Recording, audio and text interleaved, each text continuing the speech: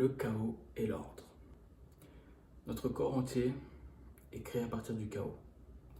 L'univers entier est créé à partir du chaos. Le chaos, c'est la forme la plus puissante du monde. On dit que ce qui contrôle le monde, c'est le destin. Le destin contrôle les gens, contrôle les éléments. Je voulais partager quelque chose par rapport à la mythologie grecque qui me semble incroyable à partager. Dans la mythologie grecque,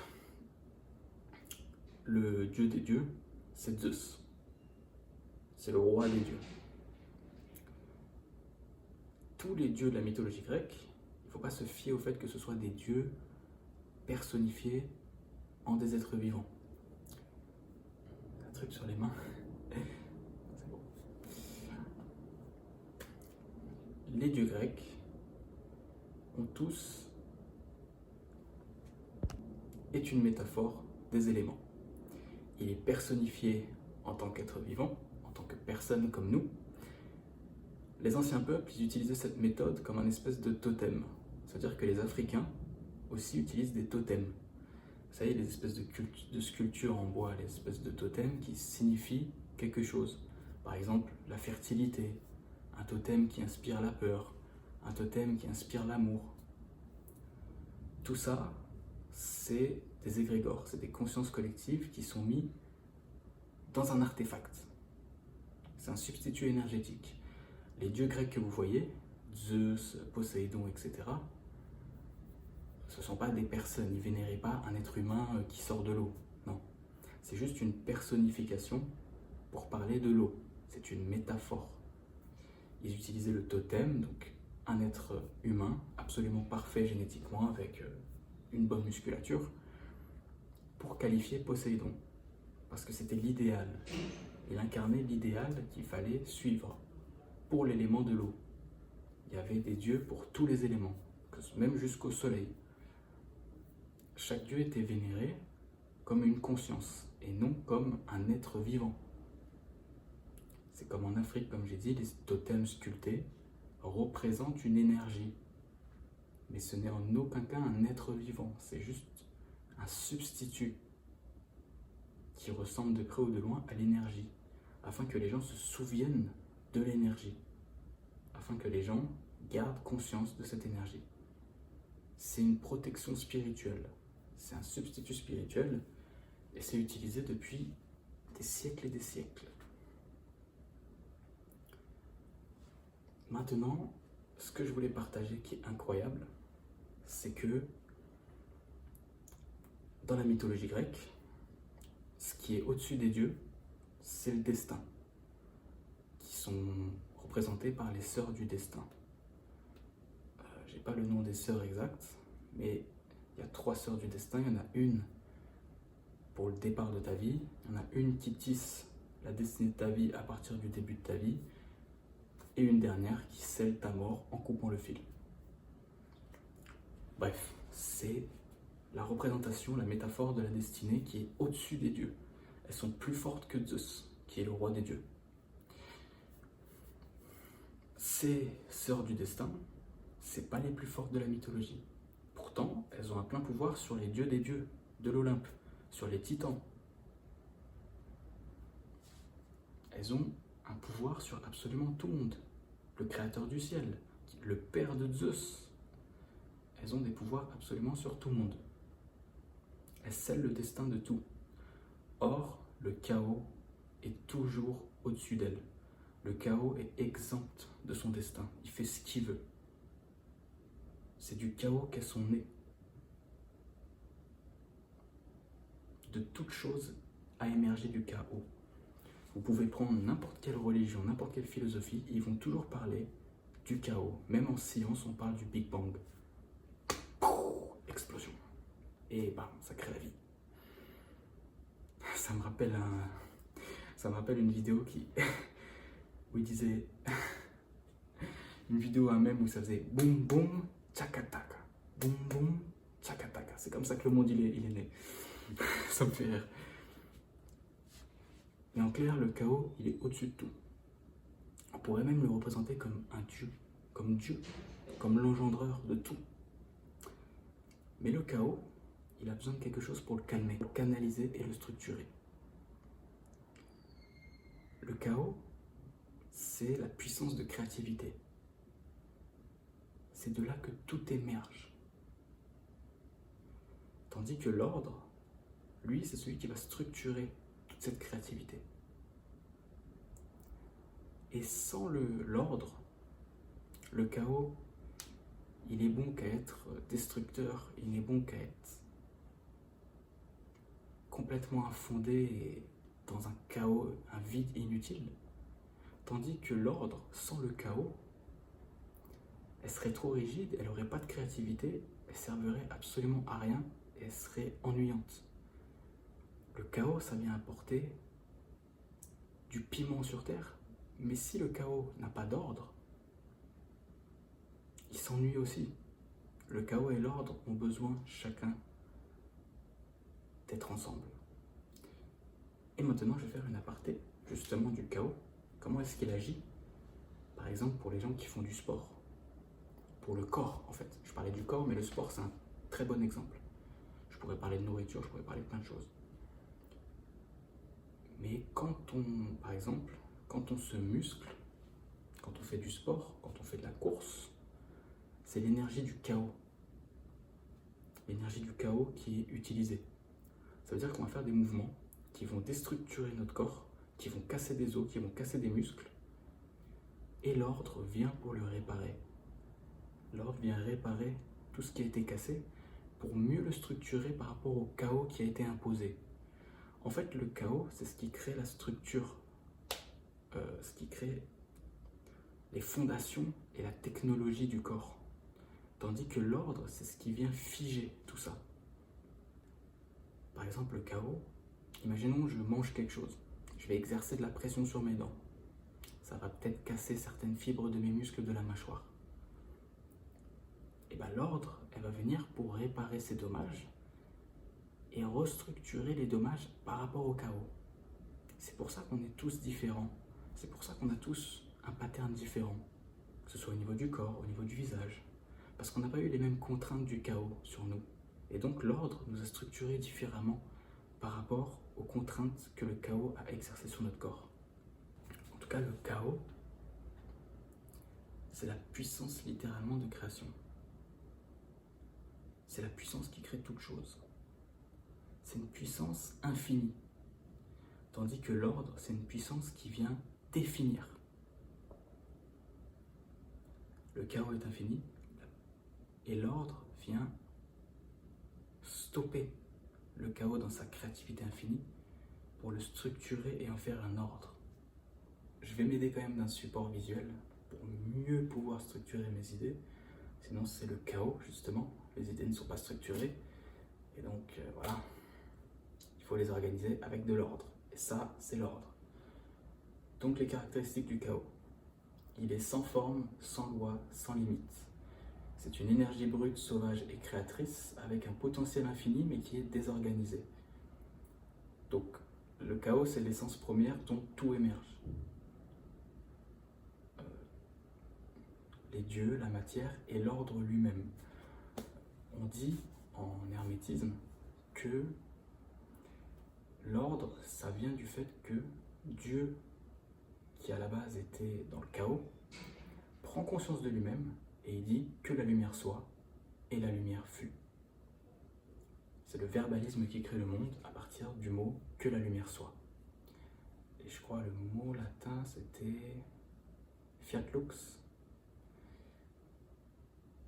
Donc le monde naît à partir du fait qu'on prend conscience de soi-même. Donc le chaos, il est infini mais il n'est pas structuré et il va dans tous les sens. Et donc c'est une force primaire qui est aveugle. Donc en métaphore, on peut dire aussi qu'il est aveugle de conscience. Tandis que l'ordre,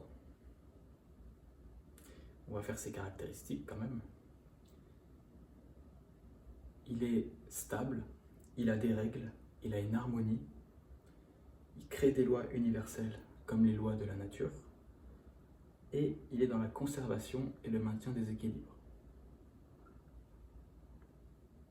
Donc dans la mythologie grecque, on a Zeus qui incarne l'ordre, on a les dieux de l'Olympe qui incarnent l'ordre, tous les éléments naturels.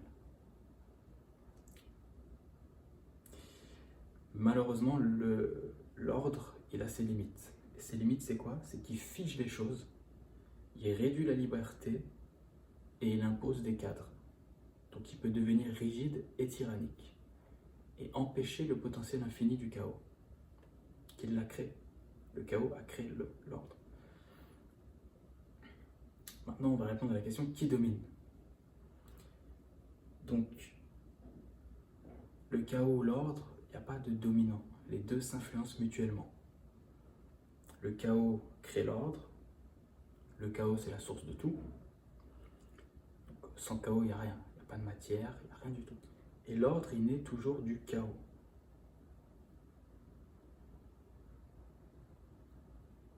Par contre, l'ordre ne peut jamais détruire le chaos, parce que le chaos, c'est une force qui existera toujours et qui persiste.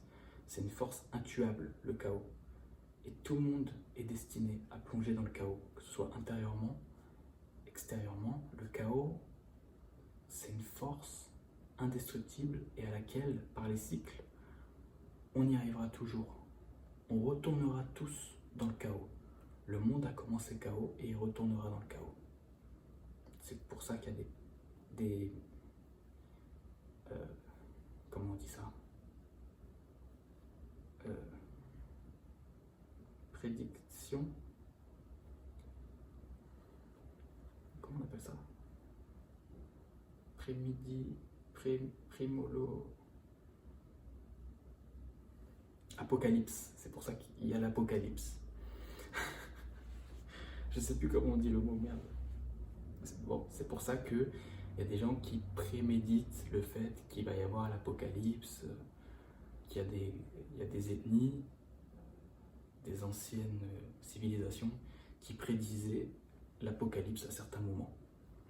Donc l'ordre, sa fonction, c'est de s'efforcer de maîtriser et de contenir la stabilité, contenir le chaos. Il essaie de le contenir, quoi. Il l'attrape, il dit hé frérot, tu vas te calmer mon gars, calme-toi, putain de merde, calme-toi. Bon, c'est pas tellement ça, mais c'est plutôt, allez, tranquille, ok, j'attrape les énergies et j'en fais quelque chose. C'est plutôt ça. C'est pour montrer un peu une illustration qui n'a rien à voir pour qu'on comprenne que ce n'est pas ce type de force qui existe entre le chaos et l'ordre. Le chaos, l'ordre n'attrape pas le chaos comme ça en disant arrête, arrête. Non, il attrape, il façonne. C'est une énergie calme, c'est une force tranquille qui attrape les énergies, qui les structure tranquillement. Dans la mythologie grecque, on fait un aparté avec le fait que le chaos, c'est représenté par les titans et les forces chaotiques que les dieux de l'Olympe finissent par emprisonner. Donc les titans qui sont emprisonnés par les dieux de l'Olympe. Par contre, le chaos n'est jamais complètement vaincu. Il réapparaît toujours sous forme de crise, de catastrophe et d'événements inattendus. Il y a toujours, dans tous les endroits, même si l'homme y met des technologies, il y aura toujours du chaos quelque part. Des tsunamis, peu importe, il y aura toujours du chaos. Toujours. C'est impossible de tuer le chaos. C'est l'énergie dont tout émerge.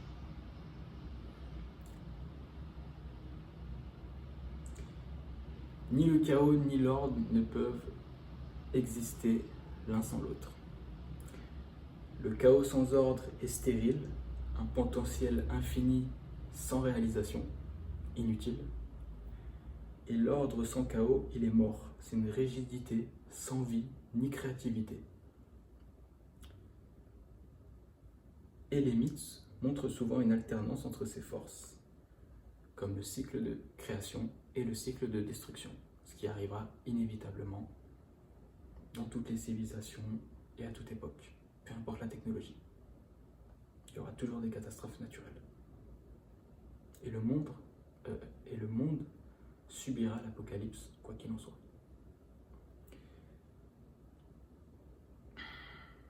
Donc maintenant, j'ai parlé à l'intérieur de soi. Le chaos intérieur, c'est quoi?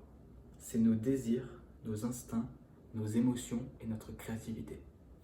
Tandis que l'ordre, c'est notre raison, nos valeurs, notre discipline et notre volonté. C'est-à-dire que le chaos, c'est quelque chose de très bestial, très impulsif. C'est nos émotions, c'est ce qu'on ressent. Tandis que l'ordre, c'est plutôt ce qu'on canalise et qu'on utilise stratégiquement pour faire des choses. Par exemple, le chaos, ce serait plutôt « Tiens, ma copine m'a trompé, je vais aller la tuer. Et je vais tuer son copain. » L'ordre, c'est plutôt « Elle m'a trompé, ok. Bah, je vais faire des choses intéressantes dans ma vie et je vais trouver une autre copine. » L'exemple à l'arrache. Bon, c'est comme ça.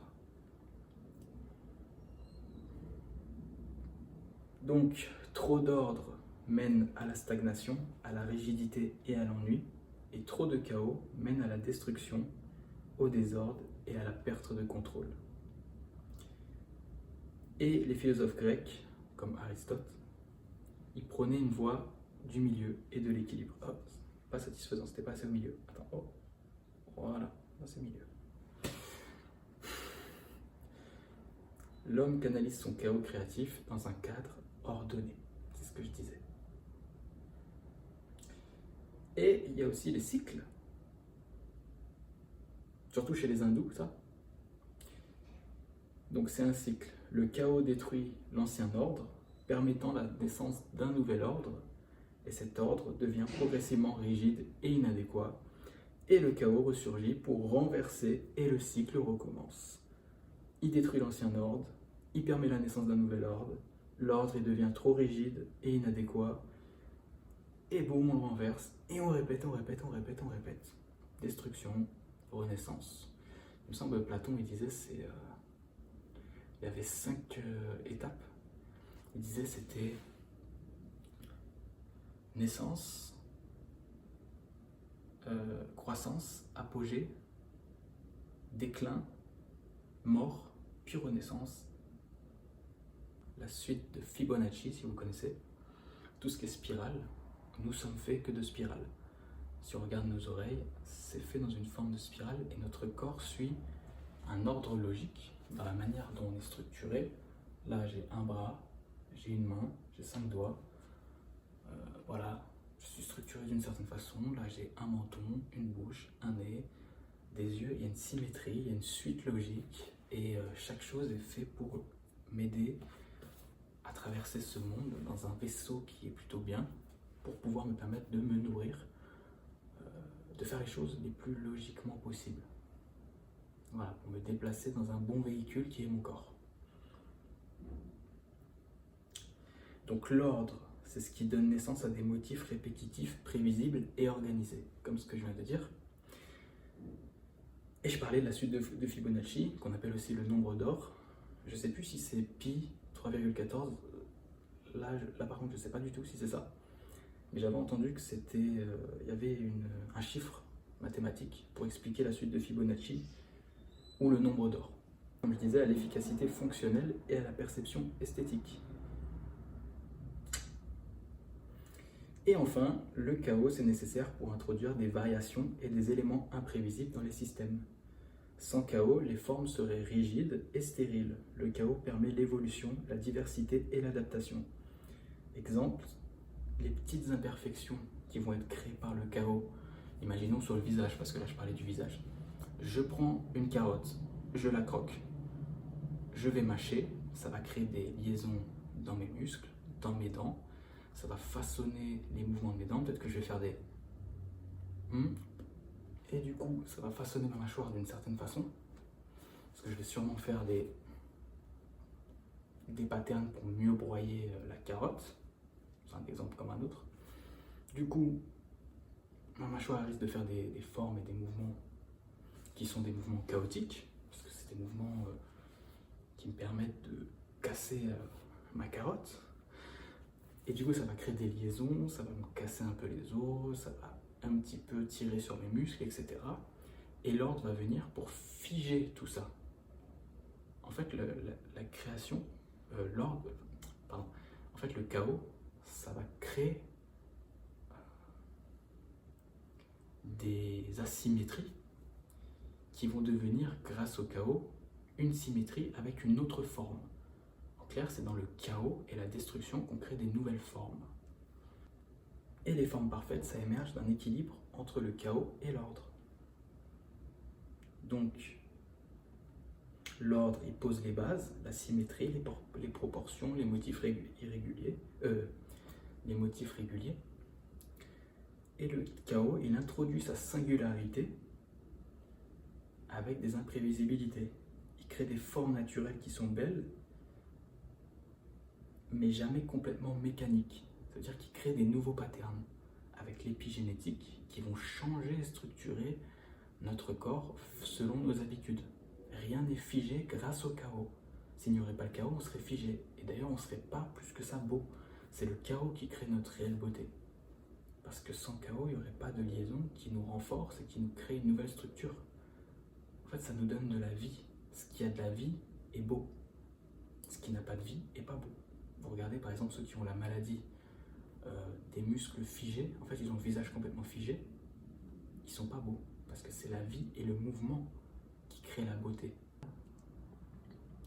Mon corps bouge, il y a de la vie. La vie, c'est le chaos. L'ordre, ça vient structurer cette vie pour lui permettre de se canaliser. Donc, en sélection naturelle, les formes qui fonctionnent le mieux, comme un visage symétrique, une dentition efficace pour survivre en nature, c'est favorisé par l'évolution. Tandis que le hasard, donc les mutations génétiques, donc le chaos, ce qui va changer le pattern que tu as, provoquer du mouvement, les variations imprévues introduisent des différences qui peuvent parfois se révéler, et très souvent bénéfiques pour l'évolution et l'environnement dans lequel on est. Par exemple,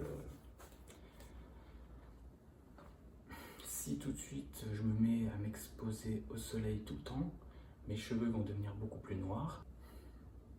C'est pour ça qu'il y a des gens qui ne se ressemblent pas du tout. C'est pour ça qu'on est tous différents, parce qu'on a eu un chaos différent. On a eu des secousses différentes chacun. Je vais prendre un exemple cliché, mais par exemple, les gens qui sont de couleur de peau noire, ils ont beaucoup été exposés au soleil, et donc ça a fait muter leur génétique pour la couleur de leur peau. Moi par exemple, j'ai les sourcils très noirs, j'ai les cheveux qui sont quand même noirs. C'est pas non plus noir, mais c'est quand même noir. Parce que mes ancêtres se sont exposés au soleil, parce qu'il y a eu des mutations génétiques pour pouvoir résister justement au chaos qui est le soleil qui tape sur nous. Et la peau, les cheveux, tout essaie de se défendre au maximum. La couleur noire, ça permet d'absorber la lumière.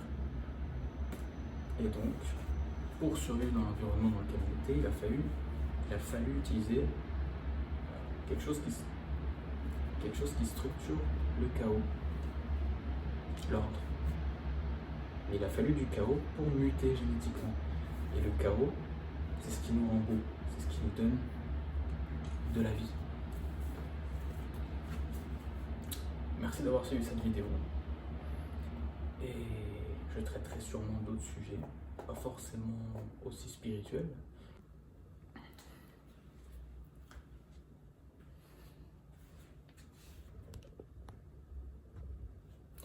Petit aparté. N'accusez pas Dieu pour les problèmes de ce monde. Il y en a qui disent Dieu n'existe pas parce qu'il y a des catastrophes dans le monde. Il y a des gens qui meurent, il y a des gens qui souffrent de famine. Donc c'est forcément que Dieu n'existe pas. Dieu, il vous a donné les capacités dans l'âme d'aller chercher ce que vous voulez. Si vous avez faim, vous allez chercher votre nourriture vous-même. C'est pas Dieu qui va chercher votre nourriture à votre place. Si quelqu'un vient vous agresser et que vous restez sans bouger, la personne va vous tuer, vous n'allez pas accuser Dieu. Dieu n'a rien à voir. Dieu vous a donné l'instinct de combat. Dieu vous a donné la force pour vous battre. Instinctivement en vous.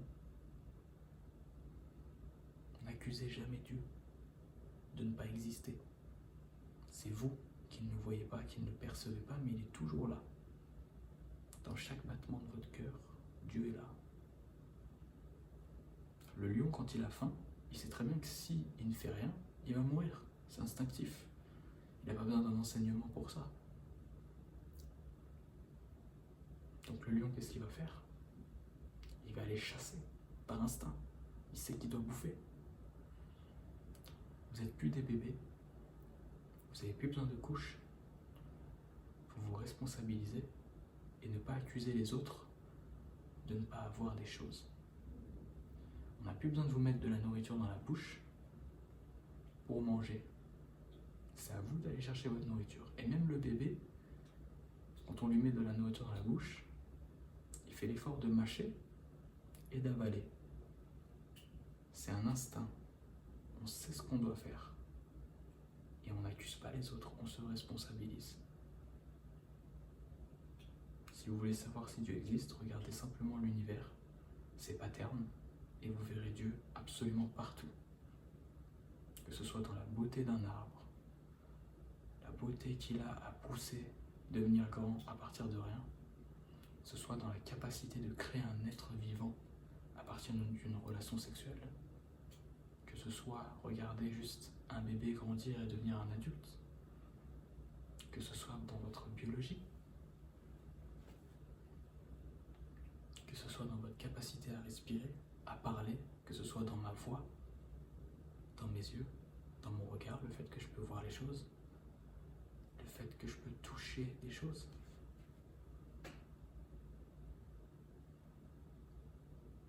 Voyez Dieu parce qu'il est partout. Il faut être aveugle pour ne pas voir que tout a une source commune à tous, que tout se ressemble quasiment. Quand je regarde un chien, je vois qu'il a 2 yeux, un nez, une bouche, un peu comme moi. Il a besoin de manger, il mange les mêmes choses que moi. Il a des muscles, il a des pieds, 2 pieds, 2 pieds. Il a des abdos. Il a des oreilles pour écouter.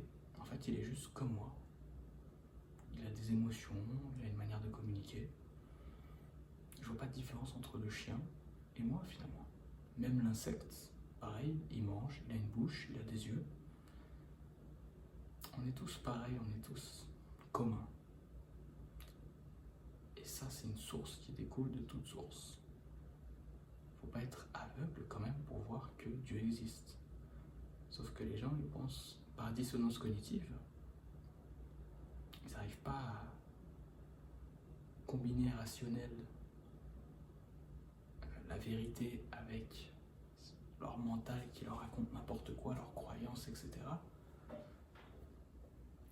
Ça va pas faire le rapprochement entre la réalité et ce qu'ils ont imaginé dans leur tête. Ils pensent que Dieu, c'est un homme barbu qui est dans un nuage. Mais Dieu, il n'est pas dans un nuage, il n'est pas au ciel, il n'est pas en bas, il est partout. Dieu, il est dans toutes vos possibilités de choses que vous pouvez faire, dans tous vos désirs, dans toutes vos émotions, dans tout ce que vous voulez faire, dans vos mouvements, dans votre battement de cœur, dans votre conscience, dans votre rage de survie. Personne ne veut mourir ici. Tout le monde veut vivre sans vraiment savoir pourquoi. Parce que on n'a pas vraiment besoin de savoir pourquoi est-ce qu'on veut rester ici en vie. Même ceux qui disent la vie ça sert à rien, la vie c'est ennuyant, pourtant ils ne se suicident pas. Pourquoi? Parce que inconsciemment on sait quelque chose qu'on n'arrive pas à mettre en conscience. On aime bien la vie, tous autant que nous sommes. Et c'est pour ça que nous sommes là. Et Dieu, lui, il est partout.